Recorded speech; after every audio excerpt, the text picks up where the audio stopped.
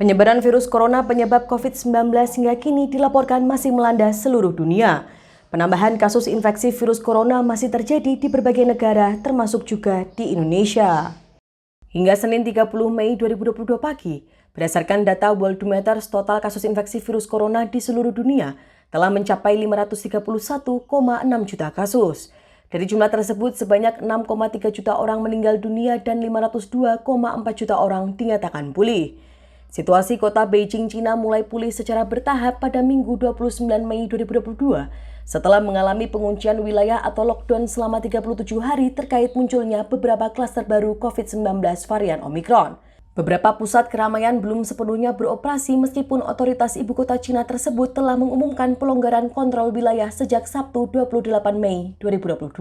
Sebagaimana pemantauan antara Beijing pada Minggu, taman dan ruang terbuka, pusat penjualan jajanan, pasar grosir, dan toko-toko swalayan di distrik Chaoyang terlihat masih tutup. Pintu gerbang stasiun kereta metro jalur 10 di Panji Ayuan dan sekitarnya masih terkunci.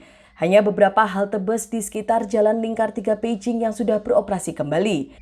Warga juga masih diwajibkan melakukan tes PCR massal setiap hari. Beberapa kawasan permukiman juga masih dijaga ketat oleh aparat dan orang-orang yang tidak memiliki kepentingan dilarang masuk.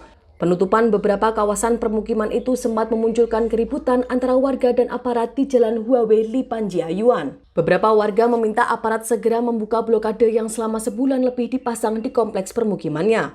Pada Jumat 27 Mei 2022 di Beijing hanya terdapat 23 kasus COVID-19 baru, sedangkan Sabtu hanya 12 kasus. Beijing berhasil mengendalikan COVID-19 setelah dalam 6 hari berturut-turut terjadi penurunan kasus baru dan 8 distrik justru tidak ada kasus. Demikian pemerintah kota Beijing dalam pengarahan pers pada Sabtu.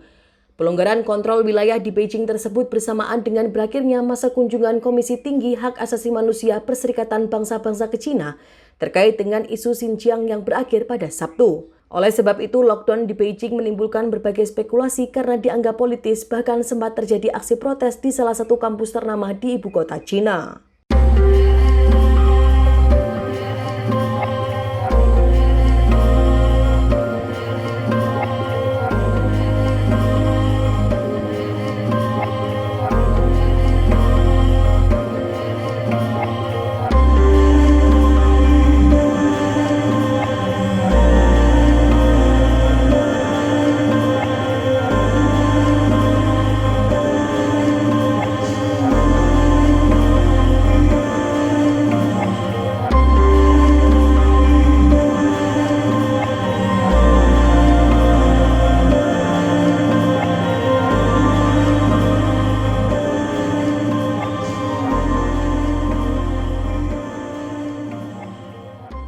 Demikian informasi dari Tribun Jateng Update.